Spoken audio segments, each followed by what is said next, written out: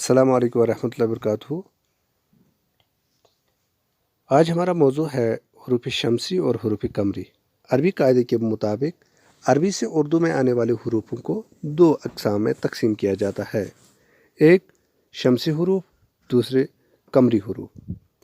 हरूफ शमसी वो हरूफ हैं जिनके पहले अगर अल लगाया जाए तो वो पढ़ा न जाए, जैसे अज़ीमुश्शान।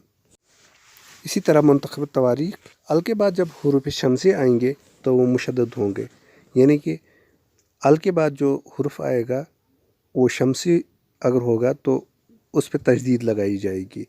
उस तशदीद वाली हुरूफ को उर्दू में मुशद्दद कहते हैं। अगर अल से कबल कोई हुरूफ न हो तो अल का अलिफ पढ़ा जाएगा, लाम अलबत्ता नहीं पढ़ा जाएगा, जैसे अस्सलाम।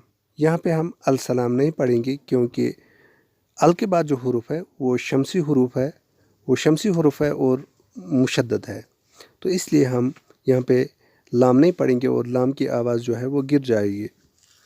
उर्दू में हुरूफ शमसी की तादाद 14 हैं, जैसे ते, से, दाल, जाल, रे, जे, सीन, शीन, साद, ज़ाद, तोई, ज़ोई, लाम और नून। अब हम जानेंगे हरूफ कमरी के बारे में। वो हरूफ हैं जिनसे शुरू होने वाले अल्फाज के शुरू में अल लगाया जाए तो अल की आवाज़ बोली जाती है, जैसे अल और उसके साथ अगर कमर मिलाया जाए तो उसको अल कमर पढ़ा जाएगा।